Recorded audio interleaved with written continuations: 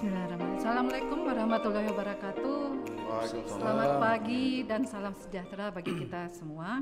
Alhamdulillah kita berada di sini kembali di podcast Kejaksaan Tinggi Sulawesi Selatan, EWAKO. Pagi hari ini kita mengudara lagi di podcast Kejaksaan EWAKO untuk dalam rangka Hari Bakti Adiaksa Kejaksaan ke-60 dengan tema bergerak dan berkarya. Di dalam kegiatan-kegiatan tersebut terkait pula dengan persiapan-persiapan Insan Adiaksa, khususnya Insan Adiaksa Kejaksaan Tinggi Sulawesi Selatan menuju ke arah WBK dan WBBM. Sebagaimana Permenpan RB nomor 10 tahun 2019 tentang perubahan peraturan Menpan RB 52 tahun 2004, zona integrasi reformasi birokrasi menuju WBBK WBBM untuk menuju pemerintahan yang clean dan good governance. Untuk itu dalam WBK dan WBBM itu ada 6 area perubahan, yaitu 1. Manajemen, 2. Tata laksana, 3. Manajemen SDM, 4. Penguatan pengawasan, 5. Penguatan akuntabilitas kinerja, dan 6. Penguatan kualitas pelayanan publik. Ya, di mana kita lihat bahwa dari 6 area perubahan di situ ada salah satunya yaitu manajemen SDM dan untuk pelayanan prima kepada publik.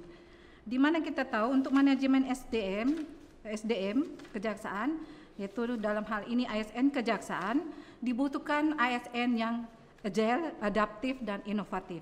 Di mana kita tahu bahwa sekarang zaman sebelum pandemi Pak, karena sekarang juga lagi masa kita dalam keadaan new normal atau tatanan kehidupan baru.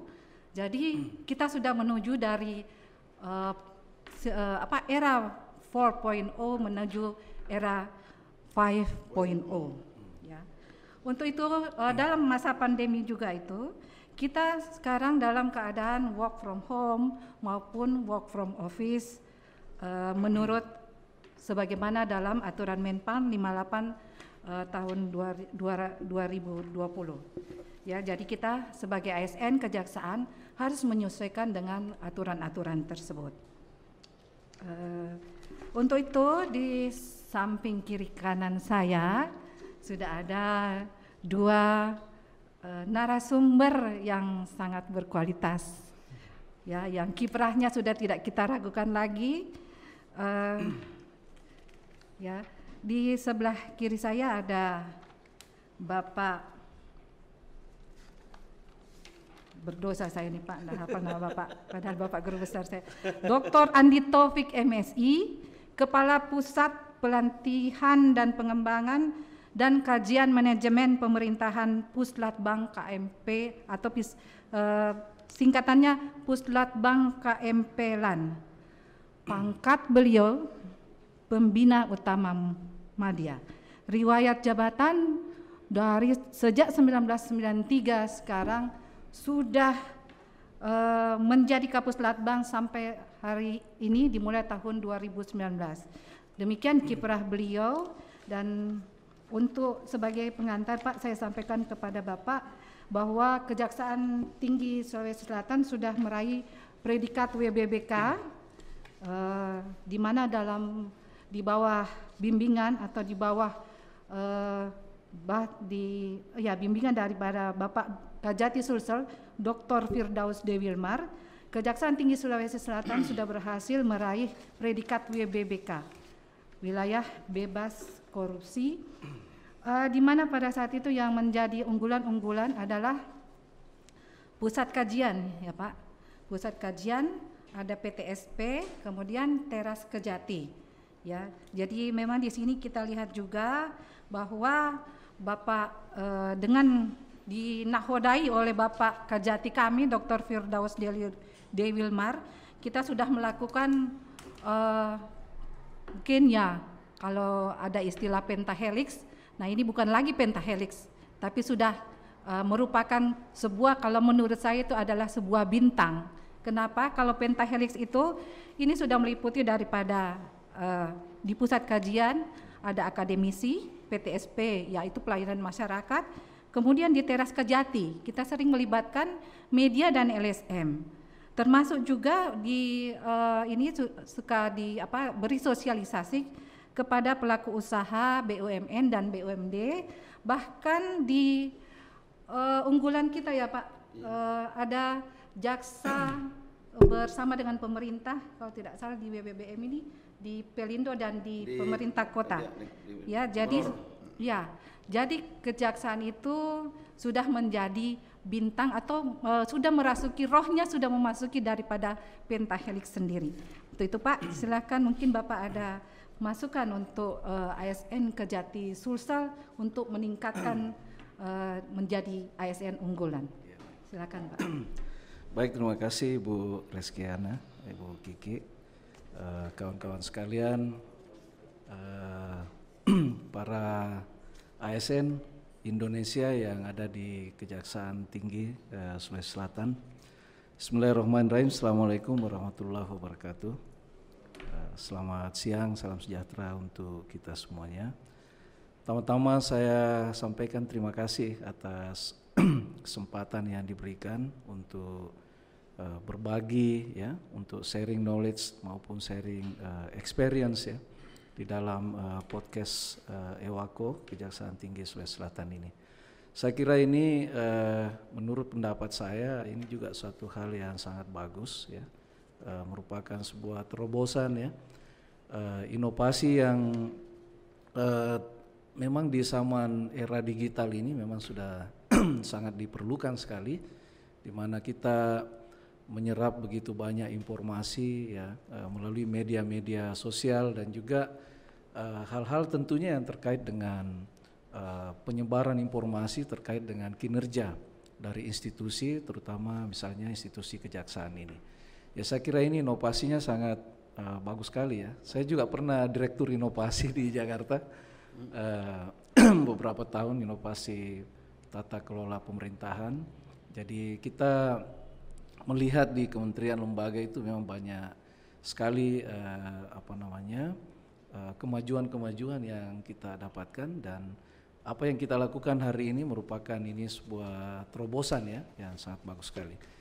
Nah, kawan-kawan sekalian, saya kira di waktu yang terbatas ini mungkin saya ingin mengingatkan kita semua kembali bahwa saya kira semua bangsa di dunia ini ya itu pasti punya cita-cita, pasti punya visi ya yang terus-menerus digelorakan oleh seluruh komponen bangsa itu. Nah, kita di Indonesia ini tentu juga menerjemahkan daripada visi masa depan bangsa kita itu, khususnya di birokrasi pemerintahan. Kita membagi per 20 tahun Pak. Jadi ada RPJPN, Rencana Pembangunan Jangka Panjang Nasional, itu dibuat 2015 sampai dengan 2025 yang akan datang. Jadi setiap 20 tahun kita ada RPJPN, dan RPJPN itu di breakdown di dalam RPJMN, Rencana Pembangunan Jangka Menengah Nasional, dan ini dibagi 5 tahun itu berdasarkan periode pemerintahan dari presiden yang berkuasa. Jadi di zaman RPJMN yang pertama itu kita masih ingat ya, Presiden SBY bersama JK itu yang diusung adalah program yang terkait dengan yang terkait dengan tata kelola pemerintahan yang baik, good governance ya. Dan itu cukup berhasil dengan baik. Kemudian dilanjutkan di periode kedua Bapak SBY 5 tahun berikutnya, atau RPJMN yang kedua. Itu kita ingat beliau mengusung tentang bureaucratic reform. Jadi reformasi birokrasi itu di masa pemerintahan SBY yang kedua. Kemudian setelah pemerintahan itu berganti, masuk Pak Jokowi ya. Itu tema yang diusung Jokowi JK itu adalah hal yang terkait dengan dynamic governance ya, atau kita kenal juga dengan bagaimana penerapan merit system ya di dalam birokrasi pemerintahan. Dan yang terakhir ini memang ini agak berat ini karena di masa Pak Jokowi Ma'ruf ini memang kita mengusung itu sebuah cita-cita untuk menciptakan pemerintahan yang berkelas dunia atau world class birokrasi. Nah, pada konteks ini sebenarnya saya kira kalau kita bicara tentang dinamika reformasi birokrasi seperti yang disebutkan oleh Ibu Reski tadi, memang ini mengalami banyak sekali kemajuan, Pak. Bagus sekali, dan indikator-indikator kemajuan di dalam proses reformasi birokrasi itu memang kita ketahui dibuat dalam beberapa ukuran-ukuran gitu ya dari area-area perubahan itu, tetapi intinya sebenarnya ada 3, yaitu yang pertama bagaimana birokrasi yang bersih dan akuntabel, kemudian birokrasi yang capable, dan yang terakhir itu adalah pelayanan publik yang prima. Jadi dari 8 area perubahan itu kalau kita sisir satu persatu memang ini sudah menjadi tuntutan ya. Sebenarnya kalau menurut pendapat saya reformasi birokrasi itu awalnya memang itu kita lebih kepada tantangan kita itu karena ukuran-ukuran reform itu dari sebuah institusi pemerintahan itu lebih bersifat administratif gitu. Jadi kalau kelengkapan administrasinya memenuhi persyaratan, lalu kita mengatakan dia sudah reform. Tetapi dalam perkembangannya seharusnya reformasi birokrasi ini menjadi sebuah kebutuhan. Jadi dia menjadi sebuah habit ya. Kalau boleh saya katakan perilaku reform itu sebenarnya harus menjadi lifestyle kita, harus menjadi gaya hidup kita sehari-hari. Jadi memang siapapun kita ya, terlepas dari institusi kejaksaan yang sangat bagus ini, juga di mana-mana memang para birokrat kita itu harus memang dituntut untuk terus melakukan perbaikan, perubahan-perubahan. Soal nanti dia apakah dia agile atau adaptif. Nah, ini ada teori-teorinya semuanya ini yang dipelajari di leadership training gitu ya. Itu memang organisasi itu dibutuhkan ada kecepatan, kemudian ada kalau di dalam teorinya habits itu memang di dalam buku Adaptive Leadership memang bahwa semua organisasi itu kepemimpinannya harus mengalami dalam proses transformasi itu harus ada proses adaptasi dengan situasi yang ada. Nah sekarang kalau kita melihat lingkungan strategis dari kejaksaan ini, memang tuntutan masyarakat itu terhadap kinerja aparat-aparat penegak hukum itu memang kita sadari bahwa semakin tinggi.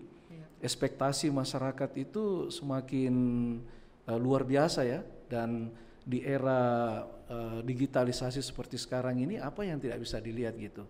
Nah sehingga memang pencapaian-pencapaian yang dilakukan, yang dicapai, yang diperoleh dari Kejaksaan Tinggi Sulawesi Selatan misalnya sebagai salah satu institusi ya, dari kejaksaan ini memang itu sudah sangat bagus Pak. Jadi pencapaian tentang wilayah bebas korupsi dan nanti menuju ke hal-hal yang lebih baik lagi,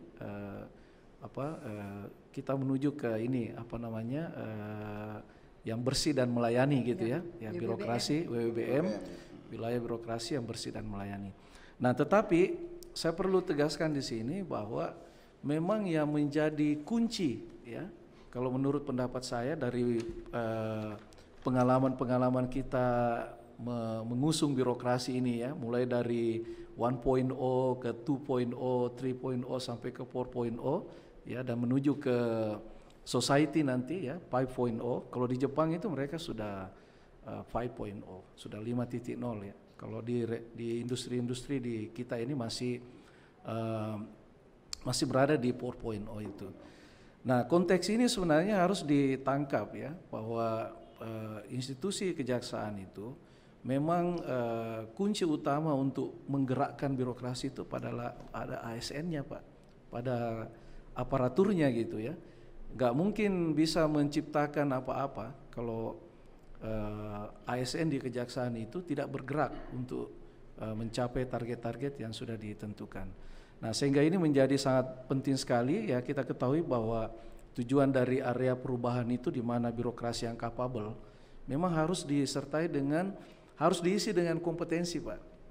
Nggak bisa kalau tidak ada kompetensi. Jadi dan ini terus-menerus dilatih, terus-menerus. Jadi kompetensi itu kalau kita lihat di Undang-Undang ASN maupun di PP 11 dan PP 17 sebagai pengganti, itu memang harus melalui proses untuk pengembangan gitu. Ada training to development. Jadi ada pengembangan kompetensi untuk ASN terutama di kejaksaan. Nah, pada kesempatan yang baik ini saya sebenarnya ingin sedikit saja, Pak, untuk menyampaikan bahwa karena kondisi situasi yang kita lihat saat ini, misalnya pandemi COVID-19 ini, memang semua serba sesuatu yang datang begitu saja, turbulensinya itu luar biasa, dan banyak birokrasi pemerintahan kita nggak siap gitu, ya. Jadi apakah teman-teman di sini pernah membayangkan bahwa kita bisa mengontrol birokrasi itu dari rumah? Tidak pernah kita diskusikan itu sebelumnya, bahwa ada suatu saat nanti kita menentukan nasibnya orang dari rumah, kita menentukan perjalanan kehidupan orang dari rumah, semua dengan gaya-gaya work from home itu. Kita nggak pernah bicarakan itu. Nah, tiba-tiba itu datang, sehingga memang ini masalah ada birokrasi yang mengalami culture shock gitu ya. Jadi tiba-tiba kaget, ini kok ada situasi seperti ini yang sebelumnya kita tidak pernah bayangkan gitu. Nah, situasi-situasi inilah, karena itu teman-teman sekalian di kejaksaan kita ini memang tidak boleh berhenti gitu ya, terus beradaptasi, mengembangkan kompetensi kita, knowledge-nya kita perbaiki, skill-nya kita tingkatkan, attitude-nya kita perbaiki gitu. Jadi kalau di dalam bungkusan kompetensi sebenarnya itu, kata kompetensi itu kalau menurut teori yang ada di Undang-Undang ASN, teorinya Armstrong, ya Michael Armstrong, teorinya Habits maupun teorinya Spencer and Spencer, semua sama, Pak. Kompetensi itu di dalamnya ada 3 domain, ada knowledge, ada skill, ada attitude. Jadi ibarat sebuah gunung es ya, fenomena dari gunung es itu yang terlihat di atas permukaan air laut itu adalah skill dan knowledge-nya yang kita bungkus dengan kata behavior.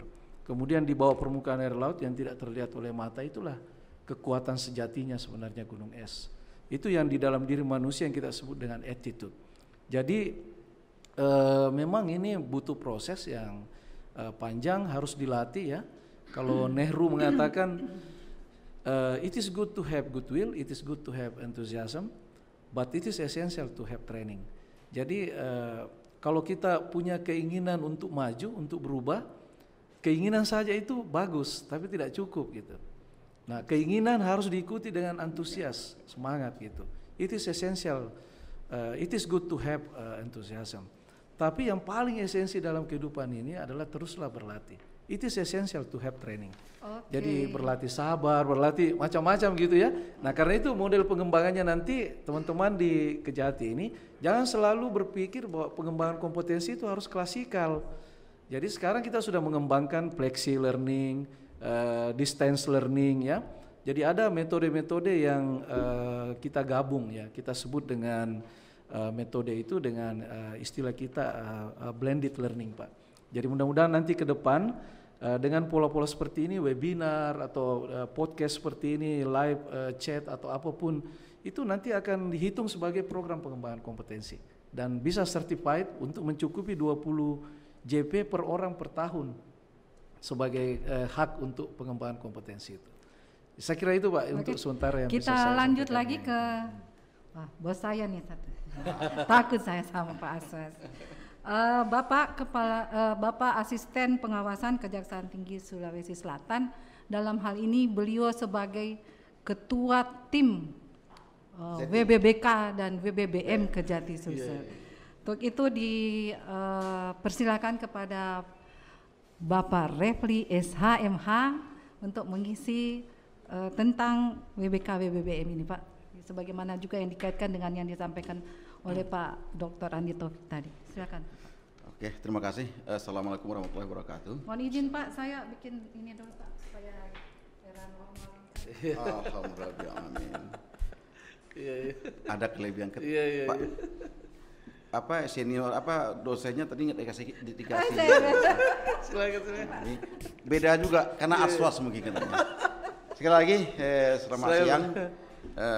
Salam sejahtera buat kita semua. Kita ketemu lagi di podcast yang kesekian kalinya nih Pak.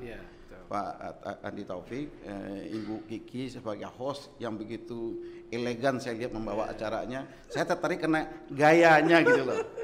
Jadi semangatnya. Jadi saya juga tadinya nggak loyo tapi begitu lihat semangat tuh loh. Alumni LAN Antang Pak. Pantas. Jadi berbicara masalah ZI WBK WBBM, maka Pak Andi Taufik kebetulan saya diangkat oleh Pak Kajati sebagai ketua dan penanggung jawabnya Pak Waka dan beliau sebagai pengarah.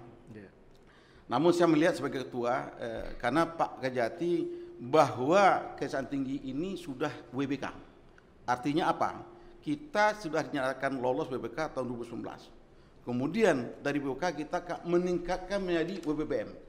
Beliau brainstorming dulu ke semua pegawai, apakah kita pegawai Kejati ini ingin nggak menjadi WBBK? Di atas ingin ini terakhir saya tersentuh dengan apa yang kata Pak Andi Taufik itu, saya mau naikkan menjadi kebutuhan gitu loh. Karena kalau sudah menjadi kebutuhan, saya berharap teman-teman setelah WBK kita mungkin apa di atas tingkat itu mungkin kita mau. Kalau sudah melekat dari diri kita ini, saya yakin bisa. Jadi berbalik ke bawah lagi kata hasil teman-teman sini, insya Allah Pak Andi Taufik ternyata warganya Kejati ini baik dari pimpinan sampai kepada paling bawahnya siap untuk menjadi WBBM, mendukung, berkomitmen. Ketika itu maka ini bukan main, saya diangkat sebagai ketua dan saya tanya teman-teman semua, ini saya lihat kita harus benar-benar betul. Komitmen kita harus kita nyatakan gitu loh. Alhamdulillah termasuk beliau Bu Kiki ini sebagai staf ahli di sini, beliau ikut juga dalam tim di sana dan mendukung proyek perubahan ini. Dimana kalau kita sudah WBBK, WBBM itu apa? Berarti kita semua ingin berubah dan menurut saya sudah berubah karena sudah WBK. Faktanya sudah terbukti kalau kita ini memang ingin berubah. Merubah apa? Yang paling sering kata mindset dan kultur kita ini. Tentunya berubah kepada yang baik. Artinya apa? Kalau berubah ke yang buruk itu mundur. Baik tentunya perubahan itu diterima oleh masyarakat. Khususnya karena kejaksaan ini tentunya menguatkan tatanan hukum. Tentunya partisipasi masyarakat dan tata pemerintahan yang baik dan bersih, yang governance.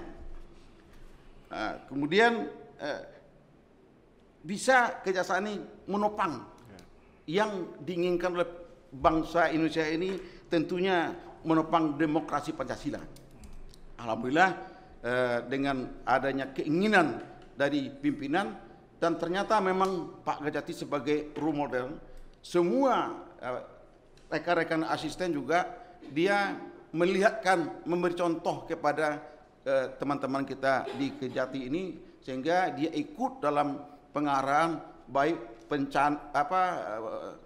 perencanaannya sampai ending terakhir Pak Kejati yang memaparkan pada tanggal 1 Juli kemarin kita sudah paparkan melalui video conference, karena sesuai dengan keadaan sekarang ini yang masih pandemi COVID-19, dalam keadaan begini ternyata saya melihat semangat dari teman-teman sini, saya juga merasa bangga. Dan saya tadinya memang teman-teman RB ini siang malam bekerja dan selesai sudah paparan ternyata masih ada yang belum memenuhi syarat. Maka sesuai dengan arahan pimpinan kami juga bekerjasama dan melaksanakan apa yang diinginkan pimpinan, apa yang seharusnya, dan insya Allah kita sudah laksanakan dan telah dinyatakan kita termasuk tim WBBM yang bisa dimunculkan di Mempan nantinya. Artinya Ewako Pak, Ewako. Ewako. Ewako. Nah, ya artinya apa? Karena pimpinan kita Kejagung tidak mau dengan serta-merta aja ikut langsung diserahkan. Dia menilai seperti kata Bapak tadi apa poin-poinnya, kalau sudah terpenuhi maka dia akan melanjutkan ke Mempan. Alhamdulillah Kejati ini dengan dukungan dari teman-teman semua, dari warga Adiaksa khususnya di Kejati Sulsel ini dan tim yang dibentuk oleh saya sebagai ketua, Pak Waka Sikapan Tonjong, juga banyak teman-teman sini yang menjadi dari 6 area perubahan itu ada koordinatornya dan semua bergerak. Insya Allah kami betul-betul bersatu. Ternyata memang kalau kita berniat ingin merubah diri komitmen, dan saya berharap ke depan bukan kita saja ingin, ini anggaplah satu kebutuhan. Karena kalau kebutuhan tidak ingin kita selalu. Artinya apa? Kalau kebutuhan kita itu, kalau kita nggak makan berarti kita tidak akan sehat. Sehingga kalau kita makan suplemen itu tidak sehat. Artinya apa? Udah dengan serta-merta. Kalau ini masih ada dorongan, nah ini saya tersentuh kata Pak Andi Taufik, kita butuh. Insya Allah ke depan kita bisa butuh. Dan peningkatan apa dari WBK kemarin seperti yang unggulan kita di PTSP, kemudian teras yang kita laksanakan untuk teras Kejati, yang ketiga yang dengan Unhas, ya, pengembangan pusat kajian. Ditambahlah sekarang ada 2 penambahannya. Pertama ini Podkes. Karena Podkes ini untuk Sulawesi Selatan sepertinya baru Kejati. Ya. Dan ini kita harapkan juga di daerah-daerah Pak Kejati udah arahkan supaya Kejati juga mengadakan Podkes. Di samping di intelijen juga ada Jaksa Menyapa. Nah, di samping ini kita, di samping ada Jaksa Menyapa, ada yang khusus di podcast ini apa ya hal-hal baru. Nah, buktinya sekarang Pak Kejati kemarin ada Komisi Kejaksaan di sini. Dan hari habis ini ada lagi podcast dengan Komisi Kejaksaan PJI karena itu penting. Kenapa?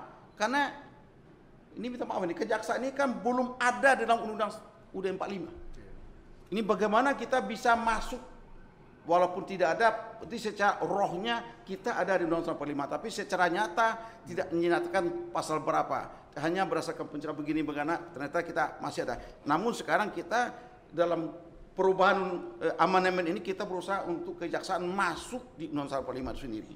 Dan ini salah satunya karena ada Komisi Kejaksaan, beliau konsen, beliau sangat perhatian dengan kejaksaan, maka Pak Kejati kemarin minta juga hari ini podcast, mudah-mudahan mungkin juga Bu Kiki juga sebagai hostnya gitu lah.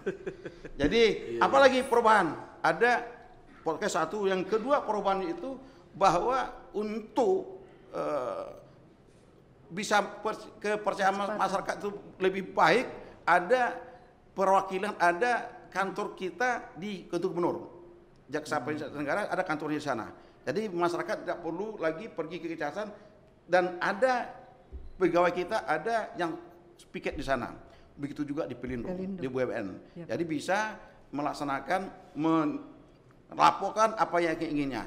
Barangkali itu perubahan, mudah-mudahan dengan adanya peningkatan ini, mudah-mudahan juga masyarakat juga partisipasinya juga ada, karena juga di era digital sekarang ini apa yang tidak, jarum pun jatuh di Parepare sampai juga ke Jakarta, jarum jatuh di Bone juga sampai. Dan saya sebagai Aswas, begitu ada berita pimpinan minta segera tindak lanjuti, karena memang penguatan pengawasan ini nilainya paling tinggi. Jadi begitu ada kegiatan apa yang terjadi, pimpinan Pak Kejati mau Pak Waka perintahkan saya, Pak Aswas, tolong diklarifikasi itu. Tadi juga ada yang perintahkan saya, siap saya bilang. Mudah-mudahan ini teman-teman juga, saya minta teman-teman warga Adiaksa Sulawesi Selatan ini, kalau ada pun saya mengklarifikasi itu demi kebaikan kita. Bukan saya juga wasit itu bukan watchdog, bukan menangkap orang. Kita sebagai konsultan dan katalisator membina dan meluruskan. Dan kemudian kalau salah, ini jalan yang benar. Alhamdulillah kami lakukan itu. Mudah-mudahan dengan adanya perubahan-perubahan ini, kita berharap, teman-teman kita berharap bahwa Kejati Sulsel lolos menjadi WBBM.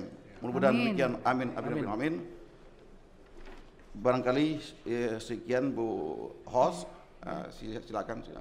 Mungkin ada kiat-kiat yang Bapak bisa sampaikan kepada ASN Kejaksaan Tinggi Sulawesi Selatan yang bisa disampaikan sehingga bisa menjadi ASN Kejaksaan Tinggi Sulawesi Selatan menjadi ASN yang unggul, Pak. Saya terima kasih Bu Kiki. Jadi saya kira hal yang paling utama itu adalah sebuah kalau ditanyakan kiatnya sebenarnya banyak gitu ya. Tetapi kalau dari perspektif kita, dari pengalaman yang ada, memang ini yang paling utama yang harus ditumbuhkan itu adalah ini bagaimana supaya aparat di kejaksaan itu punya karakter learning gitu. Jadi punya karakter yang memang terus-menerus mau belajar ya. Kemudian menjadi manusia pembelajar, mau belajar melihat perkembangan ya. Kemudian spektrum berpikir kita memang sudah mulai harus kita buka karena dinamika perkembangan masyarakat itu luar biasa sehingga tuntutan terhadap pelayanan publik itu menjadi semakin meningkat. Nah, di posisi seperti ini kita perlu kiat-kiat lainnya itu ya gimana supaya tadi banyak terobosan yang bagus yang dilakukan Kejati ya dengan menempatkan perwakilan-perwakilan untuk lebih mendekatkan kepada masyarakat. Itu sebenarnya suatu hal yang sangat bagus Pak, karena bahkan Bapak Presiden sendiri sudah menginstruksikan bahwa jangankan kita yang mendekatkan diri kepada masyarakat, fasilitas yang kita miliki pun itu seharusnya itu bisa diakses secara mudah oleh masyarakat. Makanya kalau kami seperti kantor kami di LAN itu Pak, kita buka itu masyarakat boleh pakai ruangannya, pakai ruang belajarnya, pakai asramanya, pakai apa itu semua bisa kita lakukan. Ingat Pak, jadi belum waktu kita, masuk kelas kita sudah kepingin masuk kelas, malah bertanya mahasiswa. Jadi ada perlu ini Pak, efisiensi pelayanan, kemudian akurasi pelayanan, kemudian percepatan pelayanan, dan satu lagi yang terakhir menurut saya memang perlu ada fleksibilitas kerja Pak. Kita jadi selain kalau kiatnya itu ya pertama efisiensi pelayanan, kita cari gimana cara supaya bisa pelayanan kita semakin efisien. Kemudian akurasi pelayanannya, gimana kejaksaan ini membuat role model dalam akurasi pelayanan itu, kemudian percepatan pelayanan, dan yang terakhir itu adalah fleksibilitas kerja. Kita ketahui sekarang Bu Kiki dan semua teman-teman, Pak Refli, Kementerian PAN sedang mengkaji itu terkait dengan fleksibilitas kerja, flexible working arrangement. Jadi FWA itu sekarang itu sedang dikaji Bu. Jadi fleksibilitasnya itu nanti teman-teman kejaksaan kan sudah terjadi sekarang itu. Misalnya melakukan sidang dengan cara online. Ya. Artinya dia fleksibel, dia boleh dari rumah pun dia bisa menyidang gitu kan. Jadi kalau fleksibilitas flexible working arrangement itu memang terkait dengan satu tempat, yang kedua waktu. Jadi kapan saja dia bisa bekerja. Nanti kalau kayak di Jakarta teman-teman kita Pak sekarang ada shift pertama, ada shift kedua. Jadi yang kena shift kedua itu adalah rumahnya yang kena kemacetan dari sisi penggunaan transportasi umum, kereta, itu boleh masuk jam 12 Pak. Tapi yang tidak kena macet dia masuk jam 7.30 pagi. Nah, itu menuju ke flexibility working arrangement. Jadi ini yang kejaksaan di sini harus sudah mulai ini mengkaji ini gimana caranya supaya fleksibel di tempat kerjanya, fleksibel waktu bekerjanya, ya dan juga metode bekerjanya. Jadi kita tidak bisa lagi kaku sekarang Pak dengan ini, karena saya kira di sini juga tidak pernah membayangkan bagaimana bisa menyidang orang secara online dan itu sudah terjadi sekarang. Gitu Pak. Betul, itu ya, tambahan saya tambahan. Menarik sekali dari Bapak Andi Taufik. Untuk itu kami minta mungkin closing speech dari saya kalau lihat senyumnya Bapak saya lupa bertanya mau bertanya. Silakan Bapak. Jadi seperti yang katakan oleh Pak Andi Taufik tadi. Jadi saya sempat berkali ini FWA Pak. FWA. Jadi flexibility working arrangement. Kita udah buktikan sekarang bisa kita sidangnya online. Tadi itu sudah direvisi oleh Mahkamah Agung. Kita nggak baikkan kemarin. Karena juga saya izin karena saya dulu pernah ketika tahun 90-an jadi jaksa merekam itu terpidana, saya periksa di PA 15 namanya penelitian, saya rekam dia. Kemudian itu tidak masuk alat bukti. Tapi kayaknya sekarang udah mengarah ke sana bisa menjadi alat bukti. Nah, dia ada tentunya fleksibelnya juga, termasuk juga masing-masing kita, pribadi kita, baik apakah kan di jaksa ini kan ada bidangnya, ada Pisus, Datun, Intel, UAS. Nah, ini ada, kalau UAS bisa kemana-mana juga karena memang kita di UAS itu lengkap, ada bidang Pisusnya. Begitu juga mungkin Intel, ada fleksibilitasnya lah itu. Jadi tidak kaku dia, oh saya ini orang Pidum, saya orang Pisus, saya ini orang Datun. Mengenai ada kolaborasi ke depannya. Sehingga apalagi besok ada, saya orang militer, karena besok ada Jaksa Agung Militer. Ini akan menimbulkan suatu problematik yang kenapa? Yang jaksa militer itu tentunya di bawah itu ada orang militer. Nah, ini apa yang dikatakan Pak Andi Taufik. Ini betul-betul ada fleksibilitasnya dan kapan perlu ada satu aturan. Karena sekarang untuk benturan kepentingan itu sudah ada aturan dari pimpinan kita, penanganan benturan kepentingan baik dari pembinaan, di penempatan pegawai, perkara, ada yang ikut mencampuri, sekarang itu ada aturannya, tidak boleh gitu dengan benturan kepentingan ini. Nanti dengan ada fleksibilitas ini tentunya saya minta juga teman-teman semua berharap kita karena tidak lama lagi saya yakin percaya Jaksa Agung Militer ada dan kita bisa kembali lagi yang kita inginkan tadi, ada kolaborasi. Jangan dia bilang oh dia ABRI. Nah, ini karena dia tentara, kita bukan. Nah, ini karena juga kejaksaan ini juga semi, kita punya NRP, tentunya kita juga boleh katakan semi militer, barangkali itu. Terima kasih Bapak. Atau tambahan sedikit lagi Pak? Iya. Mungkin sebagai closing statement kita pada siang hari ini, saya kira saya ingin menyampaikan satu poin saja Pak. Pertama, bahwa kita sekarang sudah harus melihat ya, memandang bahwa ASN itu adalah aset penting. Jadi manusia itu dalam organisasi adalah aset penting. Jadi human capital, aset penting bagi organisasi. Nah, kalau dia menjadi aset penting, maka seperti peralatan ini Pak, ini kan juga aset ini. Tapi kalau Bapak simpan ini di pinggir jalan, kena hujan, kena panas gitu ya, dalam 1 minggu dia bisa hancur Pak. Tapi ini bisa dipakai bertahun-tahun, kenapa? Karena dirawat. Sama dengan manusia. Jadi manusia itu kalau dia kita tempatkan sebagai capital, aset penting organisasi, maka harus ada waktu untuk merawat itu. Merawat manusia itu dengan cara mengembangkan kompetensinya.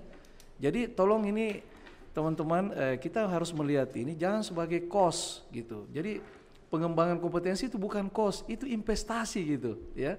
Investasi untuk organisasi. Mungkin sekarang belum kita lihat hasilnya di kejaksaan, tapi 5 tahun kemudian baru kita lihat, oh ternyata yang kita buat dulu itu hebat gitu, ternyata yang kita buat itu keren gitu. Jadi saya kira itu Pak penting sekali itu. Jadi yang terakhir ini dari Peter Drucker, jadi harus aparat kejaksaan ini harus smart. Ya, smart ini di dalam buku Post Capitalism itu dia katakan ada 4 ciri-cirinya Pak. 1, dia knowledge-nya bagus. 2, dia profesional. Dia 3, innovation. Dan yang keempat adalah integrity. Itu ciri-ciri smart menurut buku Post Capitalism dari Peter Drucker. Saya kira itu untuk closing. Kayaknya nggak adil kalau cuman Pak Andi Taufik. Iya. Silakan Pak, nambah sedikit lagi Pak closing speech-nya Pak. Kalau saya closing speech saya tentunya karena kita meraih WBM, saya minta teman-teman juga ketika sekarang ini, karena ini kan kedepannya ada tim penilai kita sini. Maka sekali lagi teman-teman baik dari pimpinan maupun sebagai kita tataran di bawah, OB sekalipun paham itu apa itu perubahan. Karena kita tanya apa yang berubah, kita nggak tahu. Ketika tidak tahu ini gimana, padahal kita sudah WBK. Tentunya sekali lagi saya minta teman-teman komen sesuai dengan arahan Pak Keti, kita ini bukan main-main. Kalau main-main kita masuk aja selesai. Maka kita udah sepakat komen, dan selagi saya berharap ini suatu kebutuhan. Saya minta kebutuhan seperti yang kata Pak Andi Taufik, saya sangat setuju sekali. Jangan ini keinginan, udah kebutuhan. Berarti di atas keinginan sedikit lah. Alhamdulillah, kemudian ya, Pak. tentunya itu Pak. Jadi kita sudah dari 4.0 menuju ke 5.0. Jadi kita ASN Kejaksaan harus bersiap-siap untuk itu. Dan sebagai penutup, mohon maaf Pak dan izin karena semua guru besar saya takut salah. Jadi 3 faktor keberhasilan daripada untuk meraih WBK WBBM ya adalah 1, capability dan akuntabilitas serta adanya public trust. Itulah yang kita inginkan bersama. Dan ada tadi sedikit yang saya petik dari Bapak Andi Taufik, yaitu kunci utama ASN adalah aset penting yang harus bagi suatu organisasi yang harus dipelihara dan dikembangkan secara terus-menerus. Tidak mungkin kita melakukan sesuatu bila tidak bergerak. Nah, ini sama hampir sesuai dengan tema daripada Hari Bakti Adiaksa ke-60 kita, yaitu bergerak terus dan berkarya. Ya, ASN unggul, negara kuat, Indonesia maju. Terima kasih. Assalamualaikum warahmatullahi wabarakatuh, dan terima kasih kepada para narasumber kami. Ewako. Ewako.